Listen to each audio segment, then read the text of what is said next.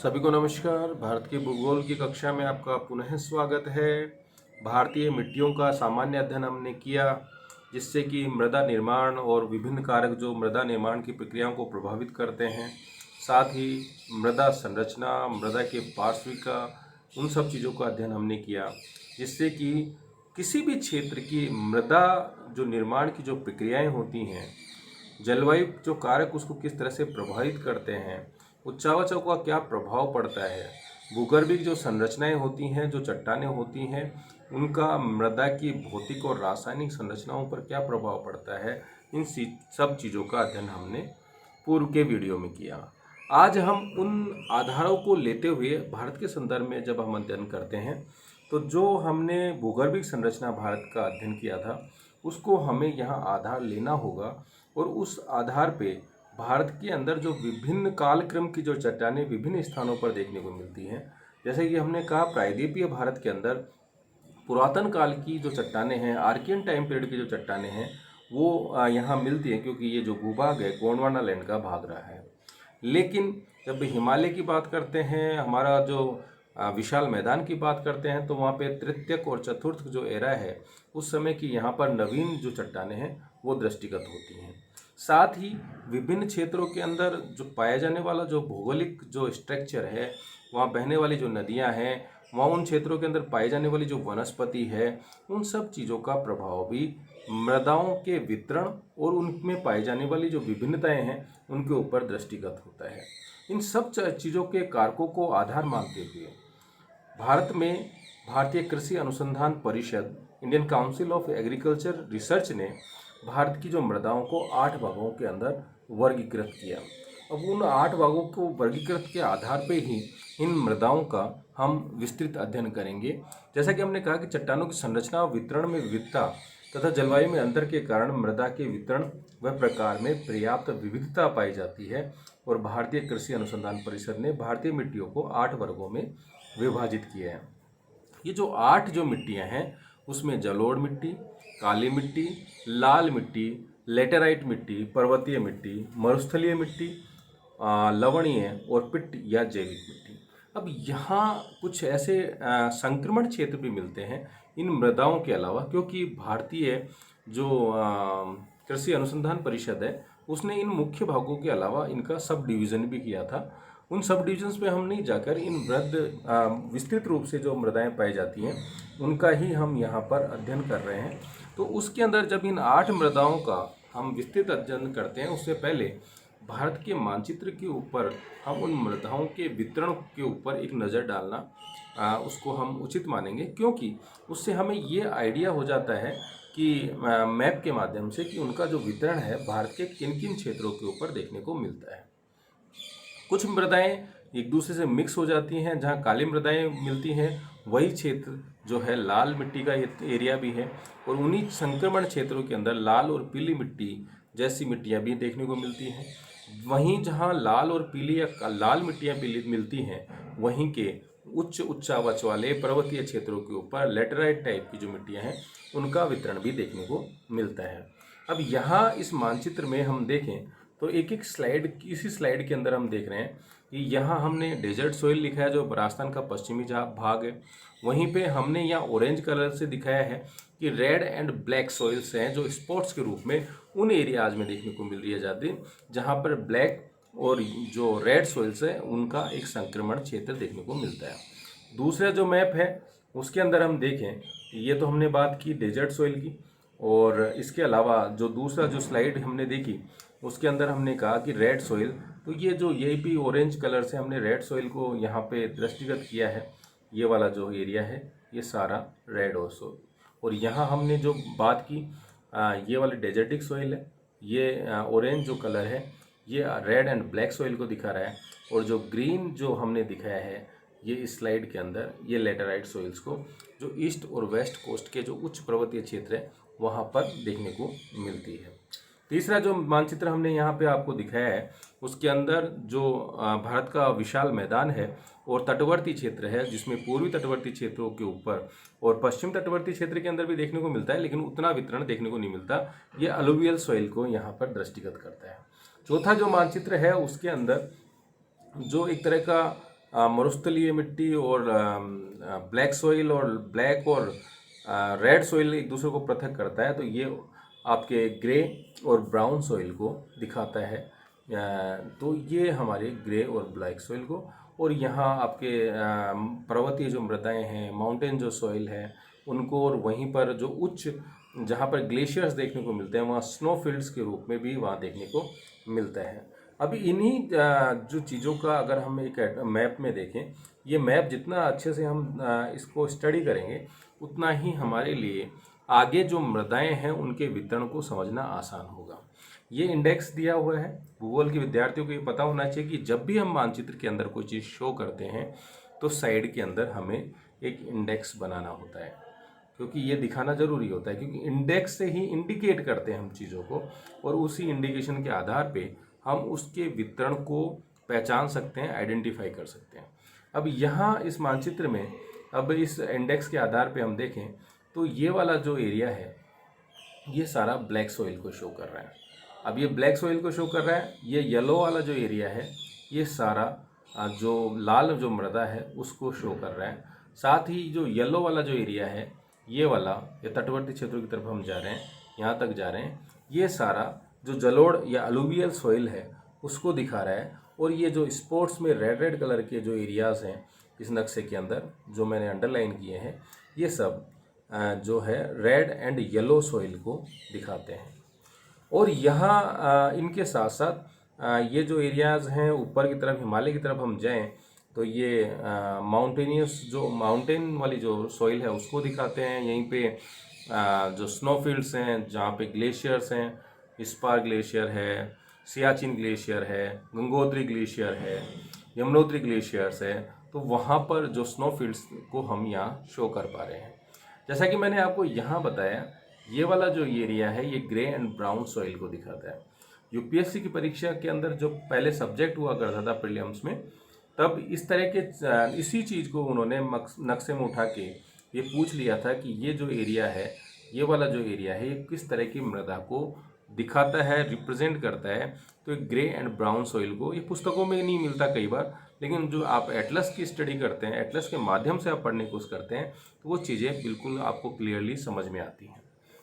यहाँ जो ग्रीन वाला जो एरिया है, ये वाला, ये वाला, ये वाला, ये सब लेटराइट सॉइल को शो कर रहा है। नीचे तक अगर हम देखें तो यहाँ ये वाला ग्रीन एरिया, ये ग्रीन एरिया, ये सब आपके लेटराइट जो सॉइल्स होती हैं उसके वितरण को दिखा रहा है। अब इन आधार पे इसमें जो बताया गया है कि alluvial soil, black soil, desert soil, Rajasthan का पश्चिमी जो भाग है वहाँ पे डेजर्ट सॉइल मिलती है। ग्रे एंड ब्राउन सॉइल हमने बताया, laterite, mountain red and black soils, red soil and snowfield, और सब माउंटेन जो सॉइल्स है जो पर्वतीय क्षेत्रों के भागों में ही देखने को मिलती है। अब यहाँ हम एक एक मृदा का अध्ययन करेंगे। सबसे जो महत्वपूर्ण जो मृदा है, उपजाऊपन के दृष्टिकोण से, उत्पादकता के दृष्टिकोण से, या ये कहूँ कि भारत के खाद्यान्न के उत्पादन के दृष्टिकोण से, जो भारत का उत्तरी विशाल मैदानी जो क्षेत्र है वहाँ पर सर्वाधिक मात्रा में जो मृदा पाई जाती है जिसे जलोढ़ मृदा कहते हैं, जल ओढ़, जल के अपर्दन के निक्षेपण के माध्यम से निर्मित जो मृदाएं होती हैं उनको जलोढ़ मृदाएं कहते हैं।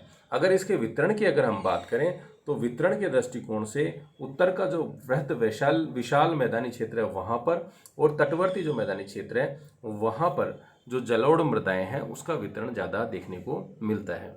आपसे एटलस के लिए इसीलिए कहा कि पंजाब, हरियाणा, उत्तर प्रदेश, बिहार, वेस्ट बंगाल, तटवर्ती जो क्षेत्र हैं वहाँ पर आंध्र प्रदेश, तमिलनाडु, उड़ीसा, इन सब क्षेत्रों के अंदर, तटवर्ती क्षेत्रों के अंदर जलोढ़ मृदाओं का जो वितरण है वो देखने को मिलता है। और भारत के लगभग 7.7 लाख वर्ग किलोमीटर जो एरिया है वहाँ पर जलोढ़ मृदा का वितरण देखने को मिलता है, और वो लगभग 22% एरिया को कवर करता है। यहाँ एजोनल सॉइल कहा गया है क्योंकि ये मृदाएं नदियों के अपर्दन से या और दूसरे जो प्रक्रम होते हैं उनके माध्यम से इनका निक्षेपण अन्य क्षेत्रों में किया जाता है, इसलिए यहाँ पर जो पार्श्विकाएं हैं उनका पूर्ण विकास नहीं होता, इसलिए इनको एजोनल सॉइल्स कहते हैं। विशेषताओं की बात करें तो इसमें नाइट्रोजन, फास्फोरस, ह्यूमस की कमी होती है। लेकिन एक चीज़ आप याद रखिए कि भारत की अधिकांश मृदाओं के अंदर नाइट्रोजन की, फास्फोरस की, इनकी कमी रहती है। पोटास, चूना का अंश यहाँ पर जो है पर्याप्त मात्रा में देखने को मिलता है। अब इसका भी अध्ययन जब हम करते हैं, इसको कई भागों में इसको खाद्य उत्पादक मृदा भी कहते हैं। तो यहाँ तराई, बांगर और खादर, पूर्व के अंदर भी जब मैंने मैदानी क्षेत्रों का भौगोलिक वर्णन किया था तब इन चीज़ों की मैंने चर्चा की थी। तराई जो एरिया है वो जो पर्वत पहाड़ीय क्षेत्र के अंदर जो भाबर एरिया हमें देखने को मिलता है, भाबर एरिया के अंदर के बाद का जो एरिया होता है उसको हम तराई जो क्षेत्र है उसके रूप में जानते हैं। ये पर्वतीय क्षेत्र हो गया, और इस पर्वतीय क्षेत्रों के पर्वत पहाड़ीय क्षेत्रों के अंदर यहाँ जो एरिया होता है उसको हम भाबर के नाम से जानते हैं। अब ये जो भाबर एरिया होता है यहाँ पर, क्योंकि नदियाँ जब पर्वतों से नीचे की तरफ उतरती हैं तो उनका जो ढाल है वो कम हो जाता है, और इसके अंदर पर्याप्त मात्रा में जो अवसाद होते हैं जिनका वेट ज़्यादा होता है उनका निक्षेपण वहीं पर जलोढ़ शंकु उनके रूप में कर दिया जाता है। अब ये जो जलोढ़ शंकु होते हैं यहाँ पर, ये जिनका आकार मोटा होने के कारण स्थिरीकरण रूप से पहले ज़्यादा मोटे फिर बाद में पतले, इस तरह का वितरण यहाँ देखने को मिलता है। तो जो भाबर एरिया होता है यहाँ पर पर्वतों से निकलने वाली जो नदियाँ होती हैं वो विलुप्त हो जाती है, क्योंकि यहाँ मोटे मोटे पत्थरों के अंदर वो अंदर से प्रवाहित होना शुरू कर देती हैं। उसके बाद का जो आगे का जो एरिया होता है, इसके बाद ये वाला जो एरिया होता है, यहाँ पर जो विलुप्त जो नदियाँ हो गई थी, जो अंतर भाग में समाहित हो गई थी, यहाँ पर पुनः दृष्टिगत होती हैं, और इस भाग को ही हम तराई एरिया कहते हैं, क्योंकि यहाँ पर जल की उपलब्धता अधिक होने के कारण, भाबर की तुलना में मृदाओं का आकार पतला होने के कारण, बारीक होने के कारण यहाँ पर दलदली जैसी स्थितियाँ देखने को मिलती हैं। ये वनों के दृष्टिकोण से महत्वपूर्ण क्षेत्र है, लेकिन कृषिगत आवश्यकताओं के लिए अत्यधिक वनोन्मूलन होने के कारण ये जो क्षेत्र है पर्यावरण या पारिस्थितिक दृष्टिकोण से बड़ा सेंसिटिव हो गया है। अब हमने बात की बांगर और खादर की। जो बांगर और खादर हमने पूर्व में बताया कि जो खादर होता है वो नवीनतम जलोढ़ मृदा होती है जिनका प्रतिवर्ष नदियों के द्वारा निक्षेपण किया जाता है, और यह भारत की सबसे ज़्यादा उपजाऊ मृदा के रूप में जानी जाती है, सर्वाधिक उपजाऊ। और जो ऊपरी क्षेत्रों के अंदर जहाँ नदियाँ पूर्व के अंदर अपना या बाढ़ का जो जल है वहाँ तक चला जाता था, या पूर्व के अंदर वहाँ पर नदियों के द्वारा निक्षेपण किया गया, उन नदियों को हम वहाँ पर जो मृदा पाई जाती है उसको बांगर कहते हैं। तो खादर जो होता है वो नवीन मृदा होती है, बांगर जो होती है वो खादर की तुलना में पुरातन मृदा के रूप में उसकी पहचान की जाती है। अब यहाँ जब विशेषताओं की बात करते हैं तो जैसे मैंने कहा कि भारतीय मृदाओं की विशेषता है क्या नाइट्रोजन, फास्फोरस और इनकी सामान्यतः जो कमी हमेशा बनी रहती है। लेकिन जो नवीन जो मृदा है, खादर वाला जो एरिया है, वहाँ पर मृदा के अंदर ह्यूमस की जो मात्रा होती है वो बांगर की तुलना में अधिक होती है, और खादर की अधिकतम उत्पादकता या खादर का जो वितरण है वो जो जलोढ़ जो क्षेत्र हैं या डेल्टाई जो क्षेत्र हैं वहाँ पर उनका वितरण ज़्यादा देखने को मिलता है। जो बांगर क्षेत्र होता है वो ये नदी है, और इस नदी के समीपस्थ स्थानों पर जो नवीन मृदा का प्रत्येक वर्ष जो निक्षेपण किया जाता है उसको खादर कहते हैं, और जो पूर्व के अंदर नदियों के द्वारा निक्षेपण किया गया था उसको हम बांगर कहते हैं। और बांगर क्षेत्रों के अंदर अत्यधिक सिंचाई, अत्यधिक कृषि, अवैज्ञानिक तरीकों से कृषि और फर्टिलाइजर्स के यूज के कारण यहाँ पर जो लवणता और क्षारीयता की जो समस्याएं हैं वो धीरे धीरे बढ़ी है। इन क्षेत्रों को रे, ऊसर उन नामों से भी जाना जाता है। और वितरण की हमने बात की तो इसका वितरण जो पंजाब, हरियाणा, यूपी, बिहार, कोस्टल जो एरियाज़ हैं वहाँ पर, इसका आसाम, वहाँ पर अत्यधिक जो वितरण है वो देखने को मिलता है। ये दोनों ही एरिया जो हैं मतलब जो जलोढ़ वाला जो एरिया है वो रबी और खरीफ दोनों फसलों के लिए महत्वपूर्ण है। दूसरी बात आती है काली मृदा की। मैंने आपसे पहले भी कहा था कि क्रिटेशियस टाइम पीरियड के अंदर भारत का जो पश्चिमी भाग है, तटवर्ती प्रायद्वीपीय जो भाग है, महाराष्ट्र के अंदर है, यहाँ पर दरारी जो है उद्बोधन हुआ था, ज्वालामुखी का के द्वारा यहाँ पर मैग्मा का स्राव हुआ था, और उसके जमने से यहाँ पर बेसाल्टिक रॉक्स जो हैं उनका निर्माण हुआ। इन बेसाल्टिक रॉक्स के अत्यधिक अपरदन, अत्यधिक अपक्षय के कारण यहाँ पर जिस मृदा का निर्माण हुआ उसको हम काली मृदा के रूप में जानते हैं। यह भारत के लगभग 5 लाख वर्ग किलोमीटर क्षेत्र में फैली हुई है। इस मृदा को रेगुर मिट्टी भी कहा जाता है। इस मृदा को कपासी, क्योंकि यहाँ पर कपास कृषि के लिए सर्वाधिक उपयुक्त मानी जाती है।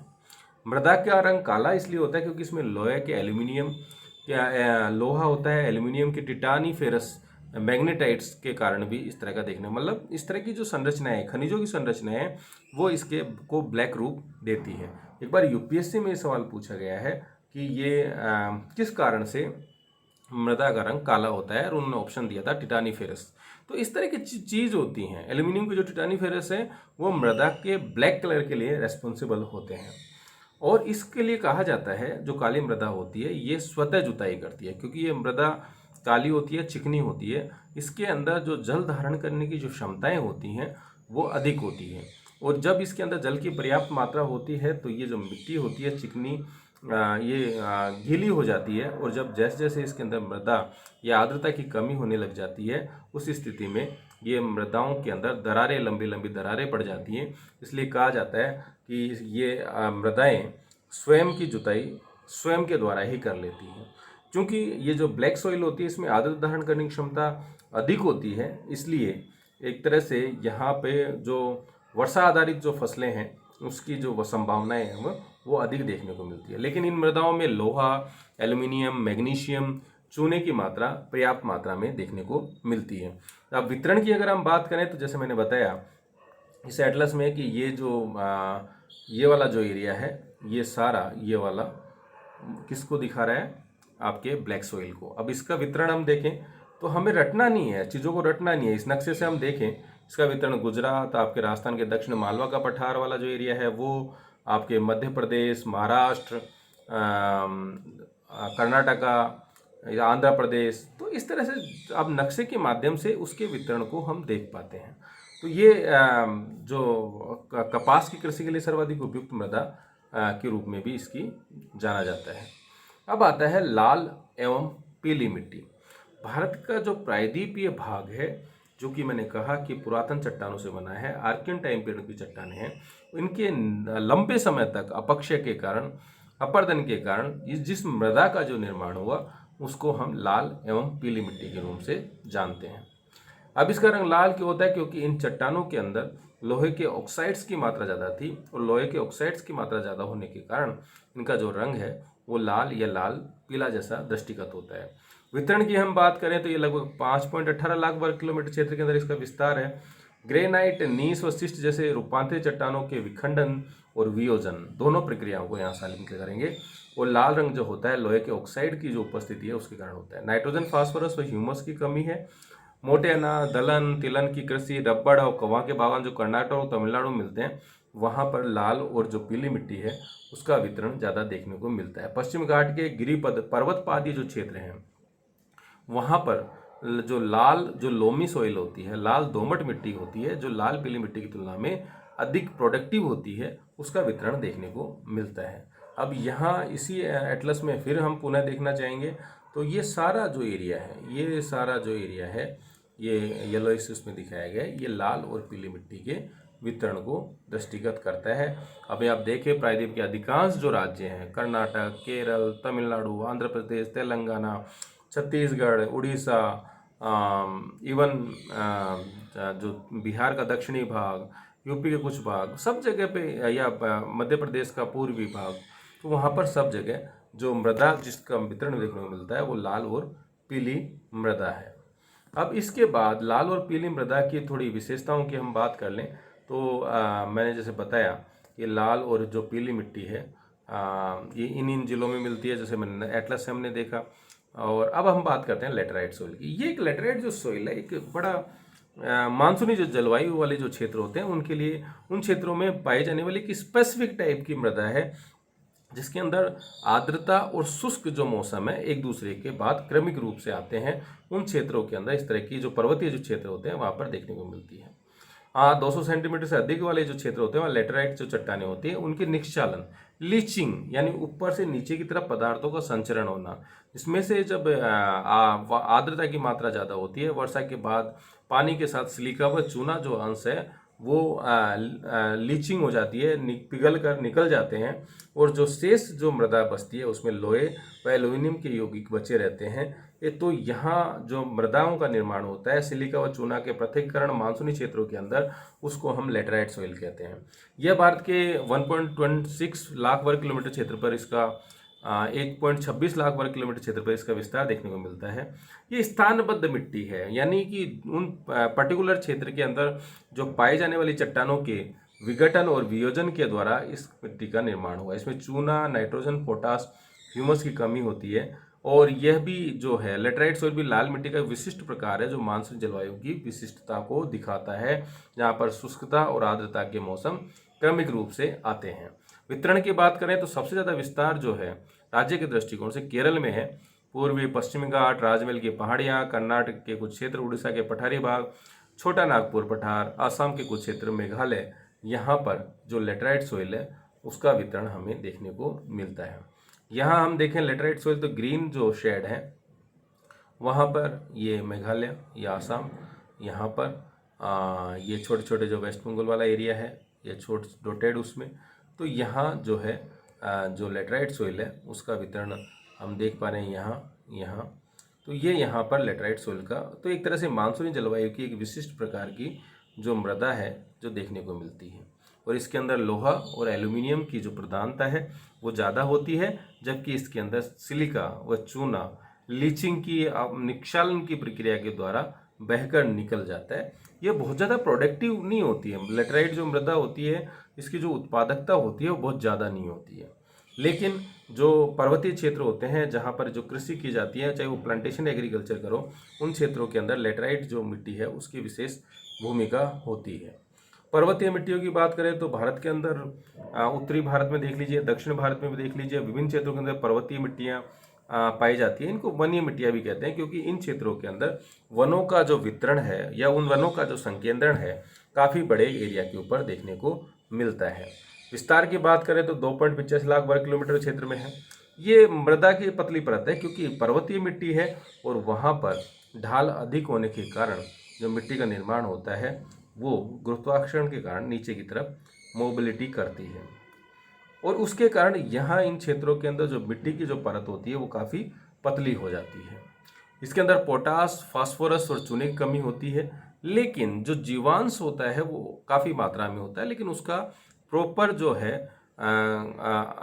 अपघटित नहीं हो पाता, यानी अनअपघटित जैसे रूप में देखने को मिलता है। जैसे हमने मृदा पार्श्विक का पढ़ा था और वहाँ हमने कहा था ऑर्गेनिक वन और ऑर्गेनिक टू। तो ऑर्गेनिक 1 और 2 की जब हमने बात की थी तो ऑर्गेनिक 1 का जो एरिया हमने बताया था तो उसके अंदर हमने ये कहा था कि ऊपरी जो एरिया होता है O1 और O2, तो यहाँ जो मृदाएं होती हैं वहाँ पर जो जैविक अंश होते हैं उनका जो अपघटन है वो प्रॉपर नहीं हो पाता, जबकि इसमें ज़्यादा होता है।